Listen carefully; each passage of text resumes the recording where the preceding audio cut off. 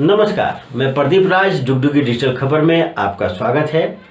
आइए लिए चलते हैं आपको खबरों की दुनिया में। खबरों की दुनिया में जाने से पहले हमारे चैनल को सब्सक्राइब आप जरूर कर दें। मैथन ओपी अंतर्गत बरमुड़ी कोलोरी के समीप मैथन पुलिस खुले स्थान से लगभग 60 टन से अधिक कोयला बरामद किया। जिस वक्त बरमुड़ी कोलोरी के समीप मैथन पुलिस कोयला जब्त कर रही थी, तभी पुलिस को डराने के लिए कुछ युवकों द्वारा पटाखा फोड़ा जा रहा था। सूचना पर एसडीपीओ पीताम्बर सिंह खेरवार, चिरकुंडा थाना प्रभारी जितेंद्र कुमार, मैथन प्रभारी माइकल कोड़ा भारी संख्या में पुलिस बल के साथ पहुंचे। पुलिस के पहुंचते ही दोनों गुट के लोगों ने भागने में ही भलाई समझी और सभी फरार हो गए। एसडीपीओ श्री खेरवार ने कहा कि अवैध कोयला कारोबार की सूचना पर तत्काल पुलिस पहुंच रही है और इस पर रोक लगाने का प्रयास किया जा रहा है। जहां कहीं भी अवैध कोयला खनन की सूचना मिल रही है, उस स्थल की भराई का काम भी लगातार किया जा रहा है और दोबारा मोहना नहीं खोला जा सके, इसे लेकर संबंधित थाना प्रभारी को पेट्रोलिंग का निर्देश भी दिया गया है।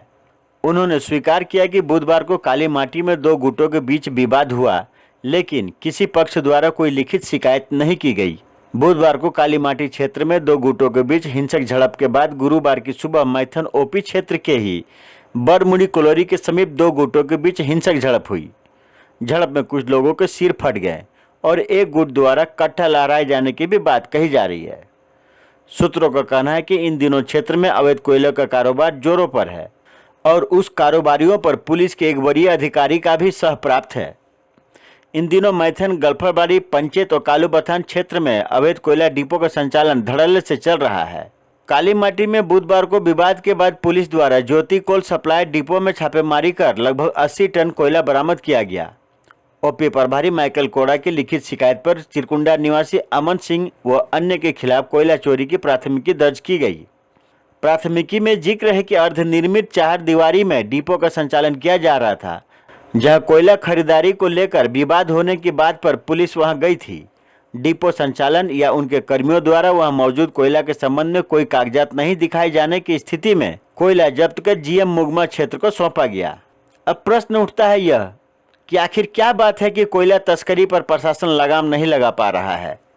क्या प्रशासन इन धंधेबाजों के सामने कमजोर हो गया है या फिर इच्छा शक्ति की कमी हो गई है?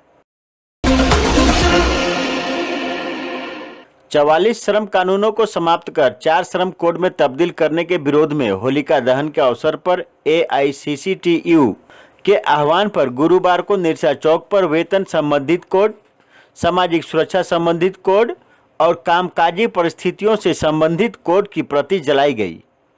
मौके पर वक्ताओं ने कहा कि केंद्र के मोदी सरकार ने देश में 44 श्रम कानूनों को निरस्त कर 4 श्रम कोड में तब्दील कर दिया है, जिसके खिलाफ में वह मजदूर विरोधी नीतियों के खिलाफ 28-29 मार्च को देशव्यापी आम हड़ताल का आह्वान किया गया है। इसलिए सारे मजदूर वर्गों को हड़ताल की गारंटी करनी होगी और केंद्र के मोदी सरकार को सबक सिखानी होगी।